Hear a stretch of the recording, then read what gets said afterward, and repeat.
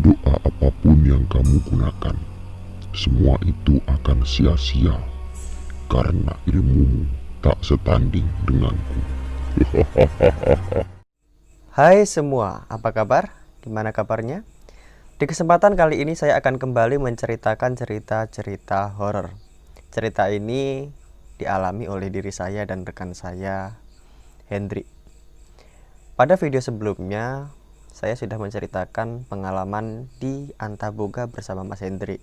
Setelah itu Mas Hendrik merantau di Bali untuk bekerja. Nah, di video kali ini Mas Hendrik sudah pulang dan dia mengajak saya untuk melakukan perjalanan lagi. Seperti apa videonya? Sebelum itu, silahkan like dan subscribe serta komentar berupa kritik dan saran. Mari kita bangun channel ini bersama-sama. Bersama saya Gunawan Purnomo dan inilah Rua Binida, Jejak Malam dalam Cerita.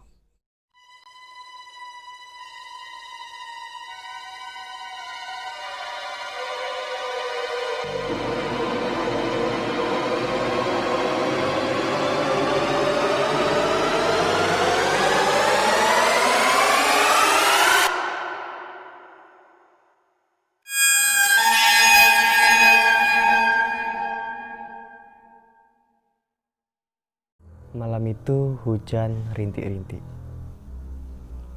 Handphone yang ada di sebelah saya tiba-tiba berdering.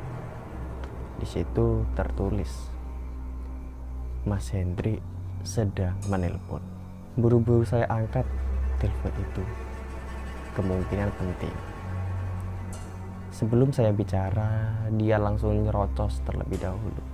Halo Mas, di mana?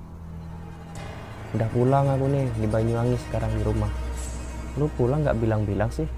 Gue bilang gitu. Ini namanya kejutan Mas. Sambil tertawa dia. Mas, iya, kita lakukan perjalanan mistis lagi Mas. Di mana? Gue keheranan sama Hendrik. Dia gak ada kapok-kapoknya sama hal-hal seperti itu. Meskipun dia penakut, tapi dia gak punya rasa jerah. Dia terus mencoba. Dasar anak bandel. Gampang dah tuh Mas. Nanti kalau aku ke rumahmu, kita diskusikan itu. Bilangnya enteng seperti itu. Terserah dah, kapan? Ya, lihat aja waktu luang. Ya, saya pikir mungkin akan dilakukan besok atau lusa. Tapi ternyata tepat jam 11 malam, pintu rumah ada yang mengetuk. Gue pun juga keheranan di situ. Ini siapa malam-malam yang bertamu? Nggak tahu jam aja. Di desa saya jam 11 itu masyarakat desa sudah tidur. Lampu kebanyakan dah mati. Tidak ada sepeda motor yang lalu lalang, bahkan orang. Gue bukalah pintu itu. Kalian tahu siapa yang datang? Hendrik. Gue ngomel-ngomel di situ. Lu jam segini kesini ngapain? Kalau kamu mau bertamu, lihat jam kau mati. Gue bilang gitu. Dia malah ketawa. Udahlah Mas, tamu datang diomelin, siapin kopi apa Mas? Waktu itu aku ingin berkata kasar, tapi ya sudahlah. Aku buatin kopi dan kami pun ngopi bersama. Ngapain kamu kesini? Tanya aku. Dia sambil cengar-cengir dan berkata, ayo Mas, ayo kemana? Kan aku udah jelasin di telepon tadi. Buset, lu kan bilang kalau ada waktu luang. Ya aku pikir besok atau lusa. Ya sekarang saya luang Mas. Wah, parah loh. Dah terserah dah mau kemana sekarang. Tempat di sini yang paling angker di mana? Nggak tahu. Cari aja sendiri. Gimana sih? Dah, ya terpaksa. Akhirnya saya menentukan tempat di mana yang cocok untuk si Hendri ini agar dia ketakutan. Dan saya teringat dengan kisah ayah saya. Ketika itu ayah saya masih muda bersama adiknya. Ya, namanya orang zaman dahulu suka dengan yang gitu-gituan. Ya nggak semua sih, tapi banyak. Dan sekarang menurun di anaknya. Ayah saya ini pernah melakukan sebuah uji nyali di tempat perkebunan tebu. Dulu itu tempat itu dikenal dengan ringin putih. Ada mitos di tempat itu, di pohon ringin putih itu ada kijang, tapi kakinya hanya 3. Tapi sekarang ringin putih itu udah nggak ada. Ayah saya meditasi di situ dan lumayan mendapat gangguan-gangguan yang cukup menakutkan dan cukup menyakitkan. Tanpa basa-basi saya pun langsung mengajak si Hendri untuk ke tempat itu, biar agak tidak terlalu malam dan saya pun juga sudah mengantuk. Kan biasalah waktu itu kalau nggak salah liburan, jadi pagi itu saya bisa kerja nggak sekolah. Saya berangkat boncengan, dia yang membonceng, saya menunjukkan jalannya. Sumpah jalannya itu kecil banget, tapi dia si Hendri ini naiknya ugal-ugalan, sehingga saya pun teriak-teriak di situ. Dan waktu ada tanjakan, sepeda motornya oleng dan akhirnya jatuh ke selokan. Bukannya dia nolongin saya yang jatuh ke selokan, dia malah ketawa. Di situ pun ya refleks, saya pun juga ikut ketawa. Sampainya di tempat sepi banget, ya namanya juga perkebunan. Perkebunan tebu ini sangat luas sekali, masih di desa saya. Kalau saudaraku mau berkunjung ke sini silahkan, saya ajak untuk mencari tebu, kita maling. Nah, singkat cerita, kami memarkirkan sepeda di bawah pohon mangga. Nah, suasana gelap. Di situ tidak ada pencahayaan sama sekali. Saya hanya membawa 1 lilin dan beberapa tuba di situ. Sepeda saya tinggal di situ, saya berjalan sekitar 20 meter. Pada waktu perjalanan itu, saya melihat ke arah sepeda motor. Kau tahu apa yang aku lihat? Sosok tinggi besar yang nangkring di atas pohon mangga. Apa tuh? Gue pun kaget di situ. Mungkin halusinasi dah. Tapi ya, bagaimana saya mau optimis? Sudah jelas itu adalah sosok genderuwo.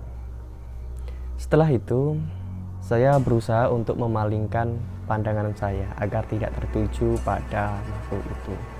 Karena makhluk itu ya menurut saya sangat menyeramkan sekali. Meskipun jarak 20 meter, ya 20 meter itu ya lumayan sih, deket. Jelas banget. Bola matanya merah kekuningan. Tapi anehnya si Hendri ini nggak melihat. Ya, dia ini. Sampainya di tempat yang strategis untuk kami melakukan meditasi, di situ si Hendri ingin memencar. Nah, di situ pun kami memencar. Saya berada di titik yang lumayan luas, tanahnya lapang. Si Hendri ini berada di dekat parit yang cukup dalam.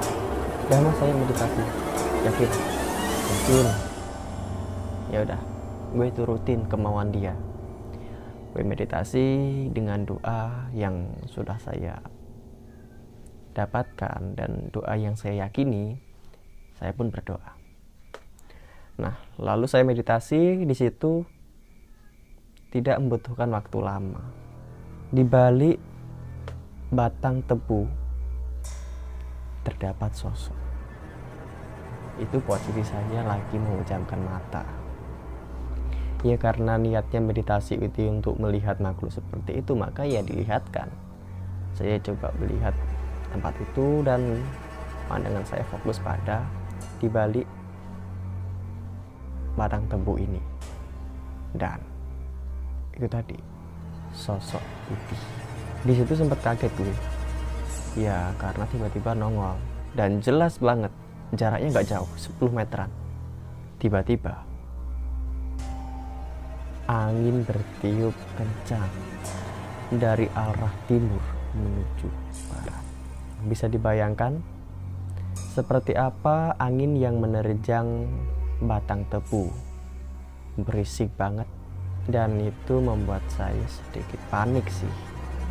Malam-malam jam 11 lebih ya, kalau nggak salah jam setengah 12-an, itu anginnya kenceng banget dari arah timur ke barat. Angin itu coba menerjang saya, sesek banget rasanya, tapi tidak terlalu memberikan sebuah tekanan mistis ya. Tapi berbeda dengan Hendrik. Saya bingung dengan anak ini. Setiap dia ngajak ke tempat mistis, pasti ada kejadian yang dia alami. Ya sedikit lucu sih. Udah gue gak mau memikirkan angin itu dan gak mau memikirkan si Hendrik ini. Saya meditasi. Pandangan saya coba mencari si cewek berbaju putih tadi, tapi nggak ada. Gue coba cari dan gue ketemu. Anda tepat di belakang Hendrik.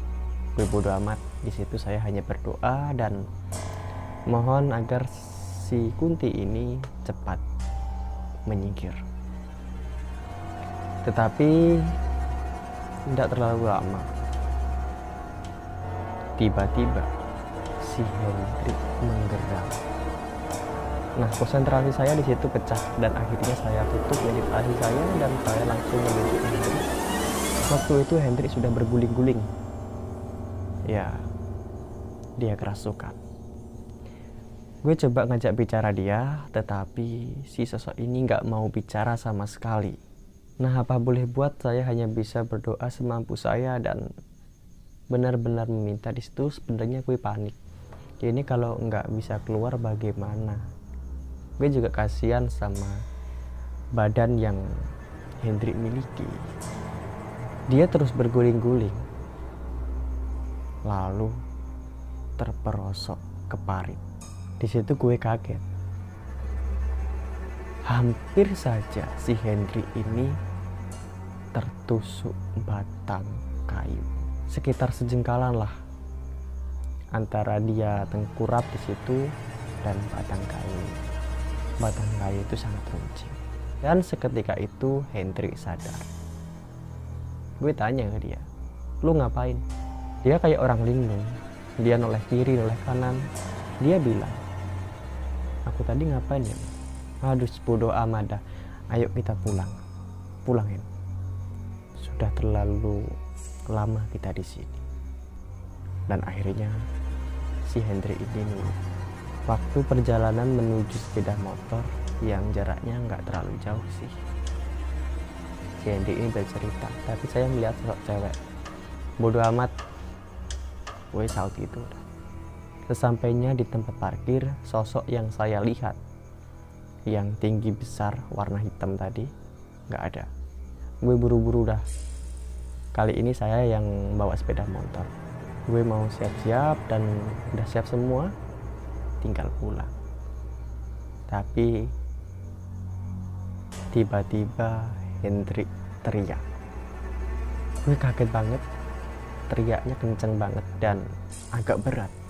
Ternyata dia kerasukan lagi.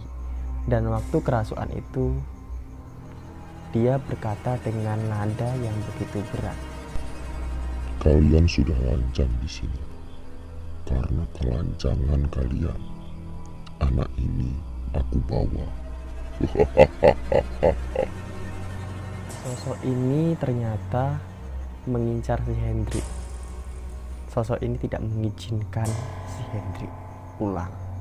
Nah, gue yang orangnya temperamental sama hal seperti itu, gue marah di situ. Gue coba nantang, meskipun saya nggak memiliki kemampuan atau ilmu apapun, tapi ya entah kenapa saya ini kalau berhadapan dengan makhluk-makhluk seperti itu, saya gampang sekali temperamental. Di situ gue tantang makhluk itu. Kalau kamu berani hadapin saya. Dia hanya ketawa dan berkata, Hei anak kecil, ilmumu belum seberapa. ketika Hendrik sedang menggeram-geram seperti itu, saya pun teringat. Ada seorang yang bicara dengan saya dan memberikan doa untuk mengusir makhluk seperti itu. Dengan sedikit keberanian yang masih tersisa di dalam diri saya lantunkan doa itu di dalam hati dengan penuh ketakutan. Cukup lama saya berdoa, terus saya ulang. Tapi si sosok ini yang menghinggapi, merasui Hendrik ini malah ketawa terus. Doa apapun yang kamu gunakan, semua itu akan sia-sia karena ilmumu tak setanding denganku. Tapi saya tidak menghubris itu. Terus saya berdoa, dan akhirnya tiba-tiba datang 3 orang. Kali ini manusia. Nah, orang ini ternyata sedang mencari ikan. Karena dekat situ ada aliran sungai yang lumayan banyak ikannya. Ketika orang itu melihat teman saya yang sedang menggeram-geram, dan akhirnya ketika orang itu membantu saya untuk menyadarkan si Hendrik ini. Tak memerlukan waktu lama, Hendrik pun sadar. Entah doa apa yang dipakai, entah mantra apa yang dipakai, saya nggak mikirkan itu. Yang penting Hendrik kembali pulih dan sosok itu sudah keluar dari tubuh si Hendrik. 3 orang ini ngomel-ngomel ke kita. Ya di situ memang saya salah. Saya menjelaskan kronologinya dan ketiga orang itu langsung bilang, kamu pulang, jangan di sini. Kalau mau main, jangan cari tempat-tempat yang seperti ini. Jangan main-main dengan makhluk gaib, atau kamu akan terjebak di sini.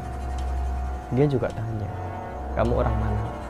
Saya orang dusun A, Pak. Oh, seharusnya kamu tahu di sini bahwa ini ringin putih, wilayah ringin putih. Iya Pak, saya tahu. Kok kamu masih ke sini? Iya, sekedar iseng sih Pak. Ya udah, sekarang pulang ya. Jam sudah segini, nggak baik buat anak kecil. Gitu bilangnya. Akhirnya saya pulang dengan Hendrik. Perjalanannya aman, dan akhirnya saya pulang dengan Hendrik. Perjalanan tidak ada kendala sampai ke rumah. Dan akhirnya di malam itu si Hendrik tidur di rumah saya sampai pagi. Selama kami tidur tidak ada hal yang mengganggu atau gangguan-gangguan mistis sampai pagi, dan akhirnya Hendrik pun pulang. Oke, bagaimana ceritanya tadi? Terus dukung Rua Binindra Channel agar bisa memberikan cerita-cerita yang lebih seru lagi. Dan apabila rekan-rekanku mempunyai cerita mistis pula bisa dibagikan di email yang tercantum di kolom deskripsi video.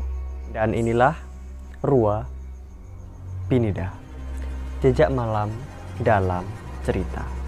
Saya Gunawan Purnomo. Bye.